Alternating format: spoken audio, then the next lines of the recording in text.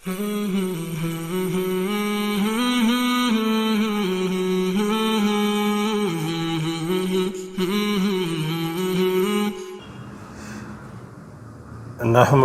نصلی علی رسولہ الکریم، اما بعد فاعوذ باللہ من الشیطان الرجیم، بسم اللہ الرحمن الرحیم۔ محترم ناظرین، السلام علیکم ورحمۃ اللہ وبرکاتہ۔ ہمارے آقا صلی اللہ علیہ وآلہ وسلم کا فرمان ہے کہ سلام کو عام کرو اور لوگوں کو کھانا کھلاؤ، یہ بہترین عمل ہے۔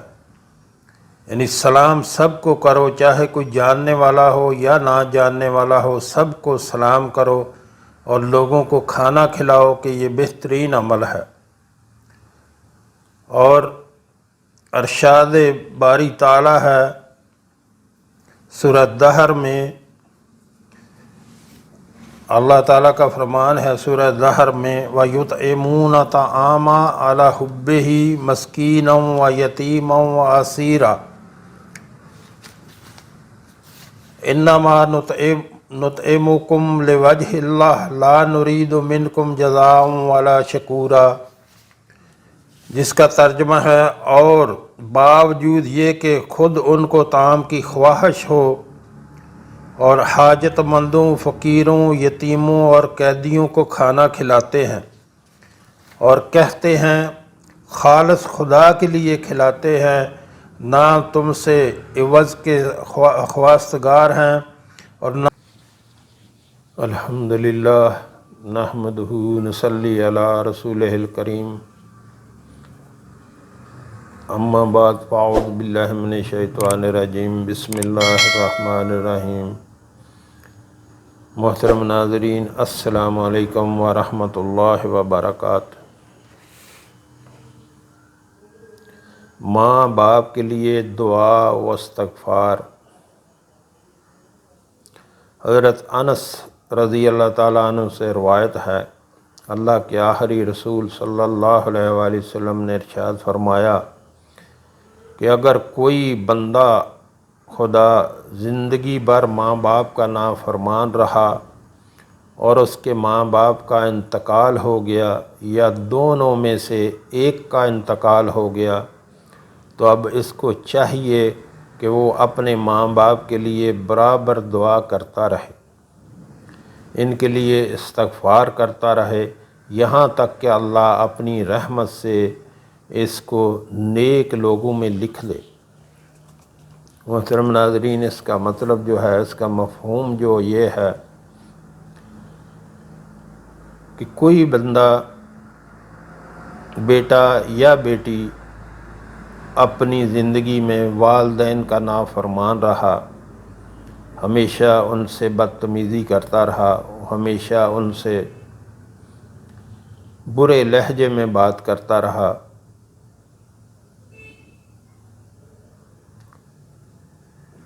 کہتے ہیں کہ اگر تو نے باپ کو ناراض کر کے موت پائی تو جنت کا دروازہ تیرے لیے کھل نہ سکے گا۔ والدین کی ناراضگی اللہ کی ناراضگی ہے، والدین کی رضا اللہ کی رضا ہے۔ جس نے والدین کو ناراض کر کے موت پائی، اس کے لیے جنت کا دروازہ نہ کھل سکے گا۔ اب یہاں ایک بات سمجھ لینے کی ضرورت ہے، اگر کوئی بیٹا یا بیٹی اپنے والدین کا نافرمان رہا، ہمیشہ نافرمان رہا، اور اپنی زندگی میں یا اپنے والدین کی زندگی میں ان کے ہوتے ہوئے ان سے معافی مانگ کر اپنے گناہوں کی، جو ان سے بدتمیزی کرتا رہا، ان سے معافی نہ مانگ سکا، تو اب اس کے لیے کیا حکم ہے کہ جب بعد میں احساس ہوا کہ باپ کا کوئی نافرمان تھا، تو بعد میں احساس ہوا کہ میں تو اپنے باپ کا بہت بڑا نافرمان تھا، لیکن ابھی دنیا سے چلا گیا تو میں کیا کروں، میرے لیے کیا راستہ ہے؟ اس کے لیے بھی ہمارے کریم رب نے، ہمارے آقا صلی اللہ علیہ وآلہ وسلم نے بہترین راستہ بتا دیا۔ کتنے احسانات ہیں ہمارے آقا صلی اللہ علیہ وآلہ وسلم کے ہم پر، یقین کریں ہم ایک لمحہ ضائع کیے بغیر دن صبح سے لے کر شام تک، شام سے لے کر صبح تک ہر وقت ہم درود پاک پڑھتے رہیں تو پھر بھی بہت کم ہے جتنے احسانات ہمارے آقا صلی اللہ علیہ وآلہ وسلم کے ہمارے اوپر ہیں۔ تو اس کے لیے پھر کیا ہے، اگر بندے کو بعد میں احساس ہوا، والدین دنیا سے چلے گئے، بعد میں احساس ہوا کہ میں تو بہت بڑا نافرمان تھا اپنے والدین کا، تو میرے لیے ابھی کوئی راستہ نہیں ہے، پھر ہمارے رب کی رحمت دیکھیں، ہمارے آقا صلی اللہ علیہ وآلہ وسلم کی کریمی دیکھیں، اس کے لیے راستہ بھی بتا دیا کہ ہاں اگر تمہارے والدین تم سے ناراض تھے اور تم ان کی زندگی میں ان سے معافی نہیں مانگ سکے، ان سے اپنے کیے گئے برے سلوک کی معافی نہیں مانگ سکے، تو جب وہ دنیا سے چلے گئے تو ان کے لیے جو ہے ہمیشہ استغفار کرتا رہے، ان کے لیے دعائے مغفرت کرتا رہے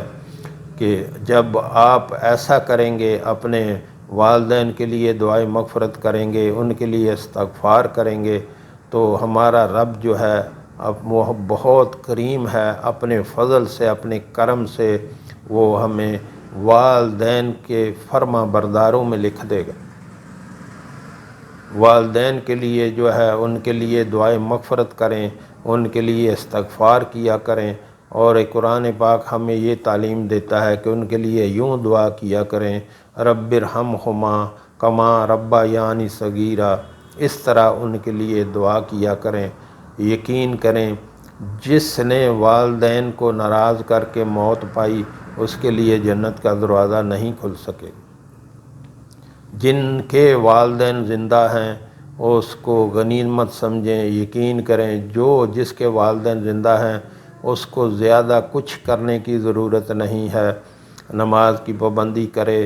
دوسرے جو شرعی احکام ہیں ان کی پابندی کرے اور اپنے والدین کی خدمت کرتا رہے۔ یقین کریں جنت آپ کو تلاش کرے گی، آپ جنت کو نہیں تلاش کریں گے، جنت آپ کو تلاش کرے گی جب آپ نے والدین کی خدمت کی۔ جہاں جہاں ہمارے کریم رب نے اپنی عبادت کا حکم دیا، وہاں ساتھ میں والدین کے ساتھ حسن سلوک کا حکم دیا، والدین کے ساتھ نیکی کرنے کا حکم دیا، اور یہاں تک کہا کہ والدین کے ساتھ اف بھی نہ کرو، ان کے سامنے عجز و انکساری کے ساتھ جھکے رہو اور ان کے سامنے جو ہے عجز و انکساری والا رویہ اختیار کرو۔ بد قسمت ہیں، بد نصیب ہیں وہ اولاد جو اپنے ماں باپ کو جھڑکتی ہیں، اپنے ماں باپ کو ڈانٹتی ہیں، اور بد نصیب ہے وہ اولاد جس کے والدین اپنی ضروریات بتاتے ہوئے اس سے ڈرتے ہوں کہ میں نے اپنی ضروریات زندگی اس کو بتائی تو یہ ناراض ہوگا۔ وہ بہت بڑا بد نصیب ہے وہ بیٹا، وہ بیٹی کہ جس کے والدین اس سے ڈرتے ہوں اپنی ضروریات زندگی بتاتے ہوئے۔ اور خوش نصیب ہیں وہ اولاد، وہ بیٹا یا بیٹی، وہ خوش نصیب ہے جس کے والدین بلا جھجک جو ہے اپنی اولاد کو اپنی ضروریات بتائیں۔ اور یقین کریں والدین ایسے ایک نوکر ہیں، ایسے خادم ہیں جو آپ کو مل جاتے ہیں، پیدا ہوتے ہی آپ کو مل جاتے ہیں۔ یقین کریں وہ ایسے پیار سے آپ کو پالتے ہیں، جب بیمار ہو جائیں جگہ جگہ لے کے آپ کو پھرتے رہتے ہیں، ساری رات جو ہے آپ کا خیال رکھتے ہیں، ذرا کچھ ہوا تو ماں اور باپ جو ہے دونوں کے دل لرز جاتے ہیں اور اپنی اولاد کے فکر میں ان کو بہت فکر لاحق ہو جاتی ہے۔ کبھی کسی ڈاکٹر کے پاس لے کے جائیں گے، کبھی کسی حکیم کے پاس لے کے جائیں گے، اور وہی اولاد جب بڑی ہو جاتی ہے اور ماں باپ بوڑھے ہو جاتے ہیں، یقین کریں آپ ان کو ذرا بھی کچھ کہتے ہیں ان کے دل ٹوٹ جاتے ہیں، ان کے دل لرز جاتے ہیں، اور اللہ کا غضب جو ہے وہ اپنی جوش میں آتا ہے۔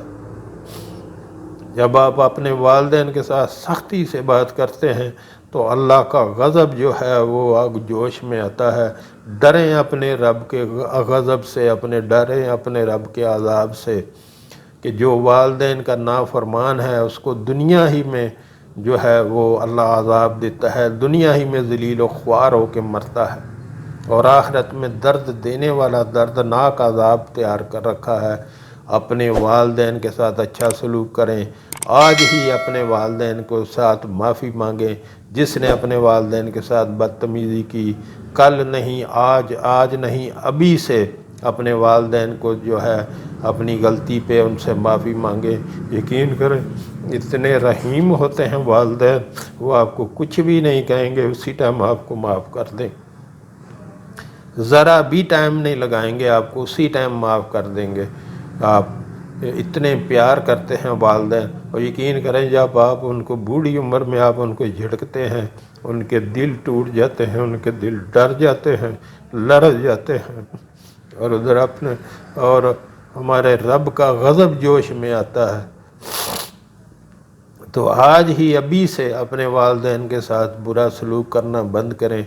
جو بھی کیا ہے اس سے ان سے معافی مانگیں کہ اماں جان یا ابا جان جو میں نے آج تک کیا آپ کے ساتھ، میں اس سے